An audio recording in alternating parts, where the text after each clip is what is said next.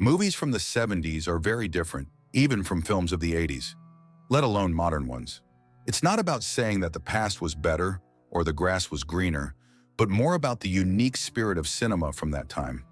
In the 70s, filmmakers often used puppets and miniature models, and production teams searched for real, visually fitting locations, which is why these films are still captivating today. Let's talk about some of the most notable ones. The Island at the Top of the World is a loose adaptation of Jules Verne's novel, The Mysterious Island. While the main events follow the original story, everything unfolds a bit differently, with different circumstances and characters having distinct motivations. Still, the influence of the great master, who created the adventurous spirit of the story, is immediately apparent. Set in the early 20th century, a British aristocrat assembles a team and sets off to the Arctic in an airship. Somewhere in the snow-covered, endless wilderness lies the mysterious island.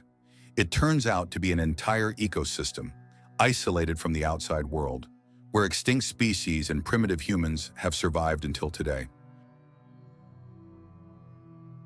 The novel Journey to the Center of the Earth has been adapted into film dozens of times.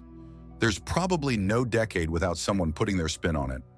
Overall, most of these adaptations are quite good, and some are even excellent.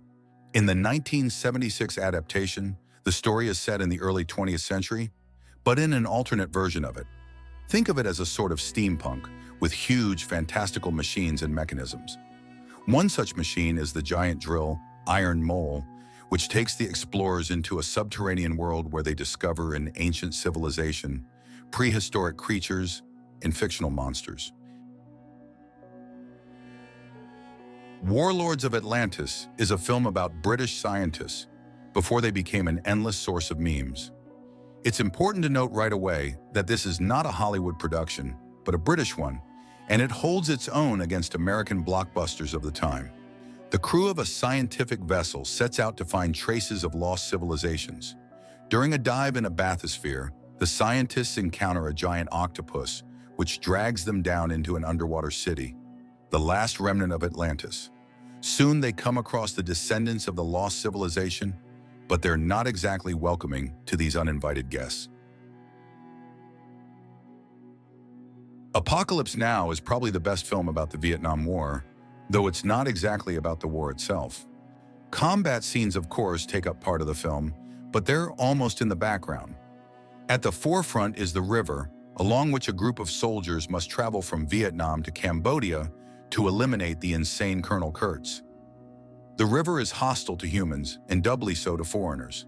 The farther the crew ventures in their battered boat, the crazier the landscapes and situations become. At first, there are glimpses of civilization, military posts and supply stations, but soon they are left far behind.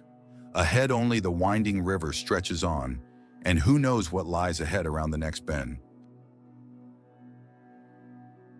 The original Alien is over 45 years old, yet it's still worth watching, not just out of respect, but because it remains a genuinely intriguing and terrifying horror film. Of course, there are some oddities in the film, chiefly the design of the Nostromo spaceship. Sensors blink everywhere like Christmas lights, huge plastic buttons occupy every inch of workspace, and the monitors display two-tone vector models, all while it's the year 2122. Despite this, it doesn't look dated and even adds a certain charm. After all, the film was made almost on a shoestring budget, with plot twists developed as they went along and the set pieced together from discarded junk found at local dumps. As for the alien itself, it's simply magnificent.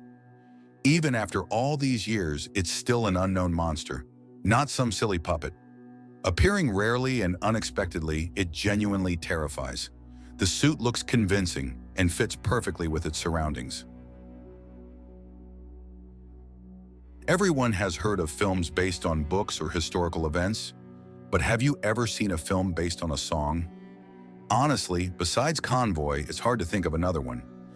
The script was written based on the 1975 hit song Convoy by C.W. McCall, which topped the charts across America. The plot centers around a conflict between truckers and a sheriff who orders his officers to find drivers for the slightest infractions. The truckers, doing one of the hardest jobs around, see these fines as a challenge and decide to protest. A convoy of trucks, led by an experienced driver nicknamed Rubber Duck, begins to travel across the state, attracting more participants. What starts as a local protest quickly turns into a wide-reaching social movement that threatens not only the sheriff, but the state governor as well. The Island of Dr. Moreau is one of the most famous novels by Herbert George Wells, with several adaptations over the years, but the best one is from 1977. It stands out for its bold visuals and the daring questions it raises. Dr. Moreau is a mad scientist, exiled from England for his inhumane experiments on animals. Finding refuge on a deserted island, he sets up a new research center. Moreau is obsessed with the idea of turning animals into humans, or at least something resembling humans. By injecting various animals with a special serum, he creates these semi-human creatures. These beings can understand human speech and even speak a little, but they remain more animal than human. One day, a random man washes up on the island, and Moreau decides to conduct an opposite experiment, transforming a human into an animal.